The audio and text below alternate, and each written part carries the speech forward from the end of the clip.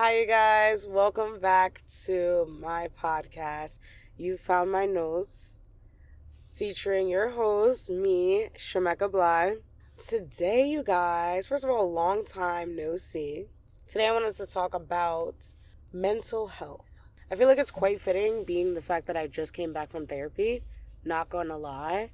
I just wanted to say, first of all, shout out to the girlies that are in therapy. You guys are a real one. And therapy is not cheap, you guys. I know my insurance hates to see me come in every month. Yep, yes they do. But yeah, I just wanted to come over here and talk about mental health because I feel like it's very fitting the fact that I am in therapy.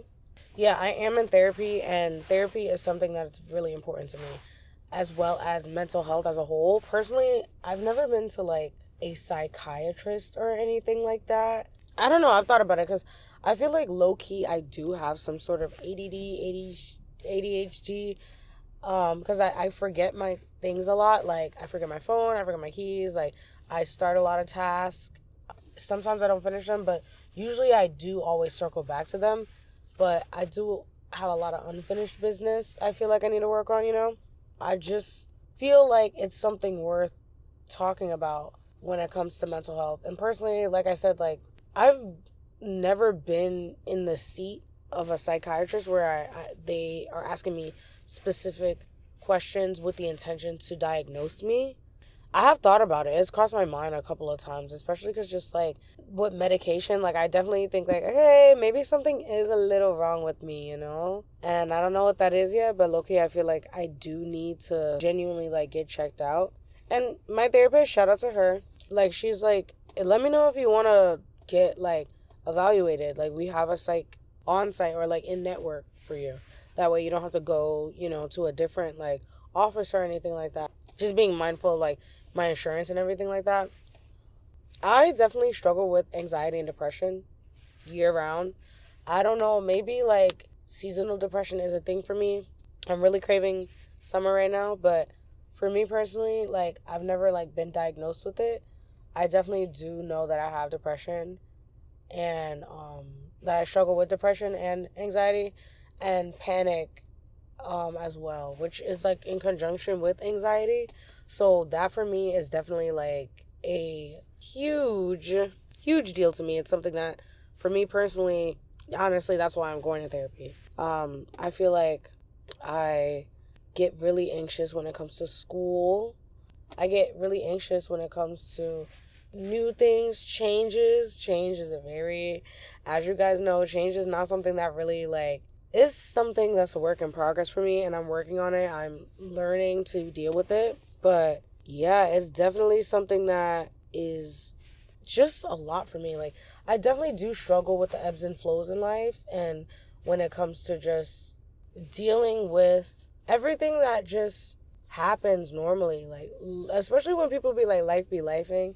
I don't know how to be okay with life lifing. Sometimes I'm just like, I'm just nervous through the roof of something's gonna happen, or something like, what if something doesn't happen, or like I psych myself out. That's where like anxiety works against me in like certain moments where like I look forward to certain events or things going up. Anxiety really helps me like just like keep going, almost like adrenaline. That could just be pure like excitement. But for me, like, when it comes to change and looking forward to things and things coming up, good or bad, like, I definitely know that anxiety plays a role for me. But today, you guys, I definitely wanted to talk a lot about mental health. So, one thing I definitely want to touch on is perspective. I feel like mindset shifts are like huge for me. It's so easy for me to be like just so excited about something in the beginning, and then like in the back half I get so anxious about it. I feel like I have opportunity with learning when to toggle that on and off, because I feel like, for example, right now I could possibly be taking a gap year. I mean, gap semester again, which is something that I'm not really like too excited about. I get anxious of the fact of like, damn, okay, so like, what am I gonna do for a whole semester? But it's not like I'm not recording and I'm not talking and I don't like work on things, because I am, behind the scene.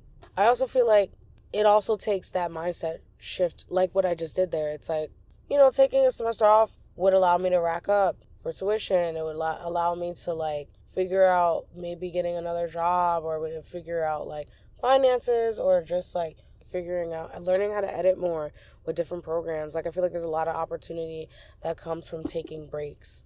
And I feel like maybe I could travel during this time. Maybe I can just like take a deep breath, because I've really been in just like work mode. Like I've just genuinely been working 2 jobs for a really long time, and back to back to back to back. And I really haven't seen that break until like the beginning of the semester when it started.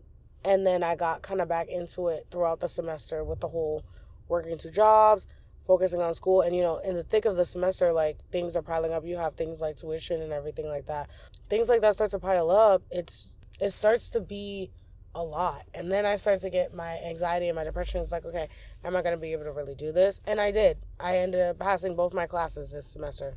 But I feel like it does take an initial mindset shift to be like, okay, no, it's actually going to be okay. No, this is a good thing. This is not something that I should be afraid of. If anything, I can look forward to something like this. So I feel like mindset shifts like that, or something with like, you notice this a lot. Like I feel like people experience this a lot, and myself included, with working out, like, or just the routine of working out or eating healthy. It's like, oh my God, no, like I have to work out. It's like, no, I get to move my body. That's something that's important to me, or, oh, I get to like feed myself nutrients, or how grateful. That's a privilege for me to be able to like have the means to go and buy healthy food and to work on myself, whereas like usually I would have to settle for anything, you know what I mean? Or I could be in a predicament where I don't have that money, and I just have to buy whatever I can afford off the shelf, But I feel like it is so difficult when you're in that mindset, or whatever emotion or like feeling you're in when you're in the thick of it, to be like, actually, things are working out for me. Because I feel like my therapist says this all the time, like negative thoughts multiply. And that's something that's like genuinely difficult to stop negative thoughts, especially somebody who has dealt with depression before. And I definitely want to work on that in the future. And I definitely realize there's room for opportunity with me in the future to deal with stuff like that. Mindset shifts are no joke. And also, I feel like it definitely takes, which is another hard thing to do, talking to other people about it. Because I notice like sometimes, like, especially being in depression, like dark, gloomy, depressive episodes, thoughts, whatever, when you talk about that with other people, it's almost like you're letting it all out, like an outlet. And I feel like even letting it out, sometimes you're not even as bad as you think you are. You know what I mean? Because like I was talking to my therapist today, and like sometimes, like right now, I feel like things are good right now, but I have a tendency to pick apart the negative things, or what I don't have, or what isn't working out for me. That's just not fair to myself. That's not fair to anybody else. That's not fair to like myself, And then when my therapist tells me, she's like, you're really like organizing your life. And it's like, I'm so glad you think that, girl, because I'm trying. And sometimes it just feels like it's a mess and I'm reacting most of the time. But like, no. And that's why I feel like really talking to somebody about it will like generate that mindset shift. You know what I mean? I also wanted to talk about like just relying on other people to be the reason alive sometimes. Sometimes you're not going to be the person who you rely on. And I know this is like a little bit of a darker episode for me, but it definitely is a lot. And it's something that I genuinely think is important, because, I feel like depression is it's a lot. It's heavy. If you've ever seen Big Mouth, it's literally just like that with the kitty, the depression kitty, where she just like weighs on you. She just has a big seat. She sits on you. And it's like, no, I do not want that. I shouldn't feel like, and these are normal thoughts to be depressed, or like to just genuinely feel negative thoughts. Negative thoughts are normal. I never said that they aren't, but especially somebody who, like, I also have experienced passive thoughts where like I feel like, oh, sometimes it would just be easier if I'm not here, or sometimes like these things are just too hard, and like if I was dead I wouldn't have to deal with that. It's like a form of suicide ideation, which is not It's sad. Like, you don't want to think like that. But these are real thoughts because life is hard. And when I think about my friends, I wouldn't be able to go to the beach with my friends if I wasn't here. You know what I mean? Like, if I wasn't here, I wouldn't be able to eat ice cream. I wouldn't be able to, like, listen to my favorite podcaster or listen to my favorite YouTubers. Like, if I wasn't alive, I wouldn't be able to experience these things. And that's kind of what keeps me going, or that's what kind of, like, softens the depressive thoughts. You know what I mean? Like, if I wasn't alive, I won't have any more notes. I won't have any more stories. I won't have any more pages. You know, I won't have any more podcasts. So those thoughts, or just having that perspective of, like, sometimes relying on other people to be the reason for us to be alive or stay or just, like, keep going is real. And it's a difficult thing to do, you know, and nobody really talks about it. Or people say it like I would be nothing without my friends, you know what I mean? And that's actually real because, I don't know, I genuinely love my friends, and I love, like, I'm recording and, like, I see a cat, like, running across the cars because it's cold outside. I love the kitties. They're so cutesy. But no, mental health is just genuinely no joke. And back to, like, my favorite YouTubers, because I feel like that's a big reason why I got into YouTube. I mean, I've been obsessed with YouTube since I was, like, before the double digits. You know, that's my cable. That is something that's really important to me. Just, like, YouTubers, and it's just content creation has just been a big part of my life. Absorbing it as the viewer, but also, like, dibble and dabbling it as the creator, you know? I just never been, like, full-fledged into it. But when it comes to mental health, there's been times where, like, oh my god, especially Trixie Mattel, the world famous, like, drag queen, love him down. I love Trixie Mattel. Like, he doesn't give a fuck. He's who he is. He's just genuinely has shifted a big part of my life because, like, he's just doing what he loves. He's just putting a wig on and talking. He's being a drag queen, and I love that. And him and Katya is just, like, I love when people are themselves, and sometimes you need to see that on social media to be like, oh, well, who am I? Or I can be me. I just genuinely I say this all the time, I love my friends, I love my life, I love everything. And sometimes I don't feel like that, and sometimes things are just a lot for me. But I genuinely do love everything. And I'm so glad I make a conscious effort to, like, put my mental health first every week. But, like, sometimes it's hard. It is. Personally, like, with depression, I feel like I'll find myself just spiraling and talking about, like, the negative throughout the day, or just everything that went wrong and nothing that went right. And that's not a way to live, you know? I don't want to live like that. I want to actually try to pull up a PowerPoint that I did. I want to pull up a PowerPoint that I did, like, my freshman year of college. Oh my god, the cat's running across again. It's a PowerPoint, and to be honest with you, it's just like a thing of mental health disorders, because I feel like that is something that's very, very, very important to me. This is such an old PowerPoint. Wow, like, just to have some sort of definition to go off of. It's my introduction are what are mental health disorders. Mental health disorders are states that impact your thinking, feeling, mood, and behavior. Mental health disorders include anxiety, depression, eating disorders, personality disorders, post-traumatic stress disorders, and psychotic disorders. Like everything else, these disorders range in severity. For instance, everyone has experienced anxiety in their lifetime, but there's a difference between a normal amount of anxiety and having a full-blown anxiety attack. Which is so true, because this is my PowerPoint, by the way. And I just talked about this. Like, there's a good anxiety and there's a bad anxiety as well. Like, what I experience to help me get through things, to help me, like, be excited, versus, like, crippling anxiety where I feel like I can't do anything. I want to talk about depression because, especially the graphic that I have here is, like, somebody, like, kneeling down and there's, like, a monster over them. So depression is often described as a sad, empty, or irritable mood. These moods can be normal, leading to fatigue, or worse, an almost vegetable-like state if untreated. This is called a depressive episode, where you physically cannot function normally.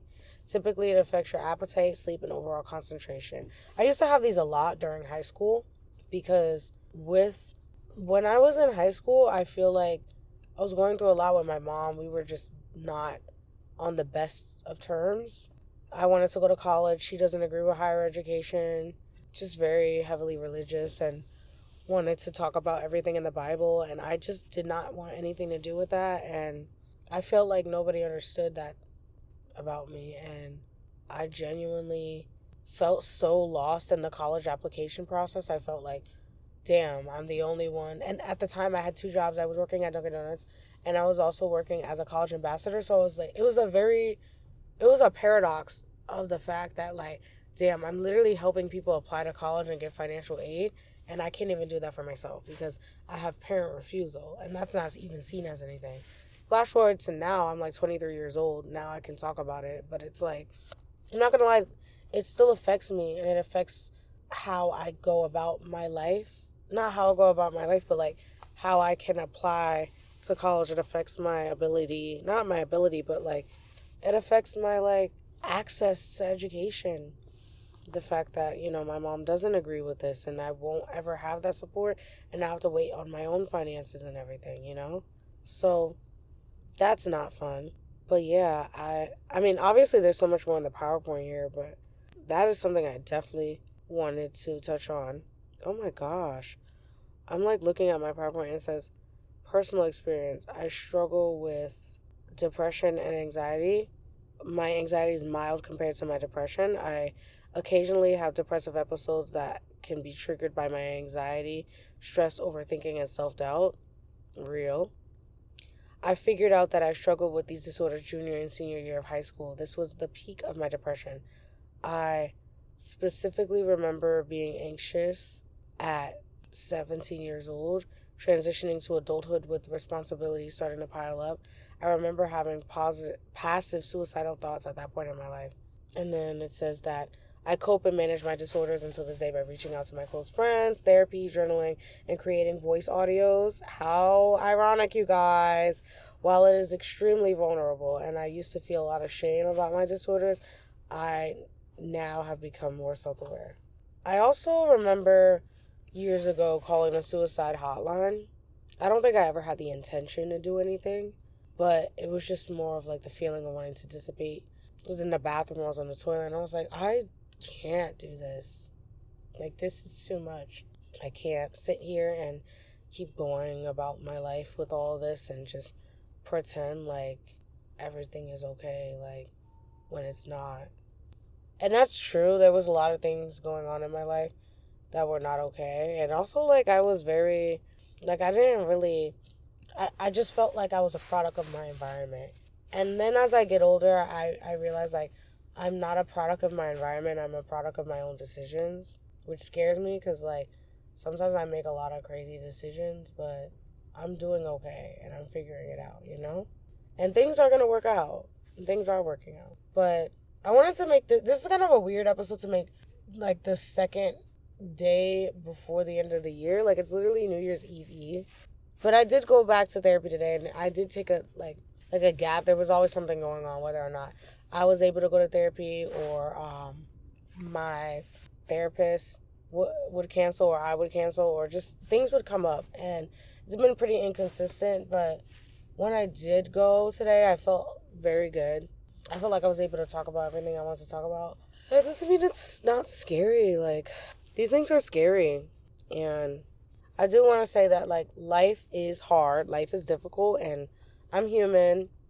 I have my own mental health disorders that I struggle with. And I have things that I don't talk about. I have things that I do talk about. I have things that, like, are constantly on my mind. Things that feed into my anxiety and depression. And some things that I'm just, like, figuring it out, and some things I am very, very vocal about it. But one thing that helps me, especially like now, especially during this time of the year, is I'm very like nostalgic. I do this thing every year on my Finsta.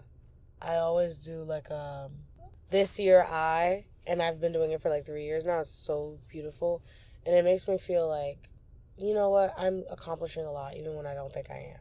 You know what I mean? So this is just that episode of just a self-reminder of, like, things are working out, everything's gonna be okay. And also just, like, to whoever's listening, like, life is hard, life is difficult, things are not ever gonna be linear, things are just always happening, things are always changing. But I just want to say, like, you should be proud of yourself for getting yourself this far. There's so many things happening in the world right now that are just awful, politically, everything, especially with the United States. And there's so many things right now that are like, life is too short. Like, there's so much going on. And, like, if you need help, please go get the help. If you need help, talk to your friends. Sometimes it feels like my friends are, like, doing way better than I am. And then when I talk to them, we're actually going through the same thing. Or just vice versa. It just helps to have that outlet. And I don't want to ever be the type of person. If I was, I probably wouldn't be here talking. But, like, to just hold everything in and not talk about anything. Like, things are difficult. And that's okay. But thank you so much, you guys, for joining me on my podcast. You found my notes, starring me, your host, Shameka Bly. Thank you so much. I am going to get out of here. I will talk to you guys later. Bye.